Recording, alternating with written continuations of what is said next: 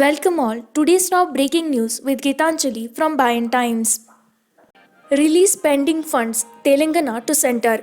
Municipal Administration and Urban Development Minister K.T. Rama Rao on Monday urged the centre to immediately release Rs 2,537.81 crore pending under various central sponsored schemes to the state for urban development. He also urged the centre to expedite the process of establishing the Warangal airport under UDAN scheme, apart from conducting surveys to study feasibility of 5 other airports in the state.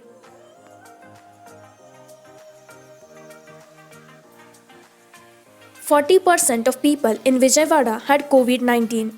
Around 20% of Krishna district's population of 10 lakh and 40% of Vijayawada's population of 5 lakh was exposed to COVID-19 and developed antibodies, as per a report on sero-surveillance conducted in the district by the Health Department. Krishna District Collector AMD Imtiaz said blood samples were collected in May when the number of COVID-19 cases was at a peak in Vijayawada, in the areas of Krishnalanka, Vinchipet, Ranikari Thota, Kothapeta and Jankampudi.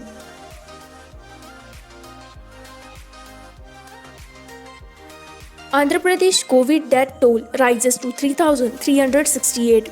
The death toll due to COVID-19 has risen to 3,368 in Andhra Pradesh. According to a latest bulletin, as many as 8,601 tested positive out of 54,463 samples examined during the past 24 hours. With this, the total number of positive cases in the state has risen to 3,58,817 and the total number of corona tests conducted so far being 32,92,501. The number of COVID patients recovered so far is put at 2,68,828, including the 88,000.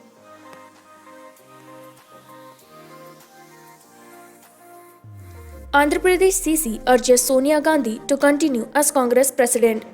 The Andhra Pradesh Congress Committee on Monday requested Sonia Gandhi to continue as the AICC President, as there is no other leader in the Congress to give a strong leadership.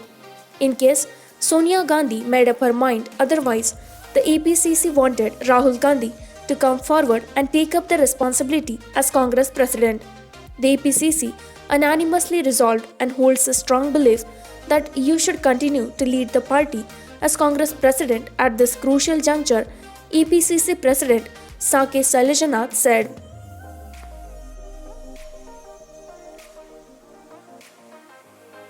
Andhra Pradesh yachts keep their fingers crossed as rivers continue to be in spate. Farmers of Krishna and Guntur district who cultivate different crops in their land holding along the course of the river now have their fingers crossed with a surge in flood levels in the river. At present, the flood levels hover between 3 lakh and 3.5 lakh cusecs and there has been no significant crop damage on both the banks of the Krishna river.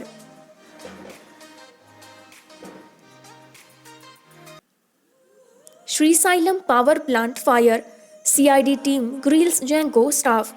The Crime Investigation Department (CID), which has been entrusted with the investigation of the Srisailam Powerhouse fire mishap, which claimed 9 lives, began its investigation in right earnest, inquiring with the Genco staff about the circumstances that led to the conflagration on Thursday night.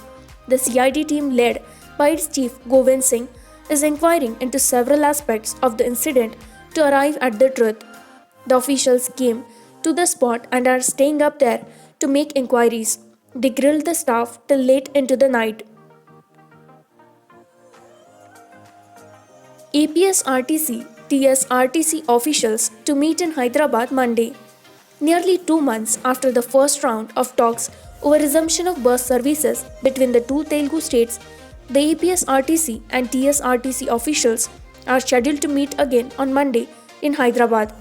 Principal Secretary Transport and APSRTC VC and MD MT Krishna Babu told TSRTC officials had come to Vijayawada on June 17 for the first round of conversations, where it was decided that 256 buses would initially resume flying to the neighboring state. However, the second round was postponed as some TSRTC officials tested positive for COVID-19. With this, we conclude with our today's news headlines. For more such latest news and updates, like, share, and subscribe Payant Times.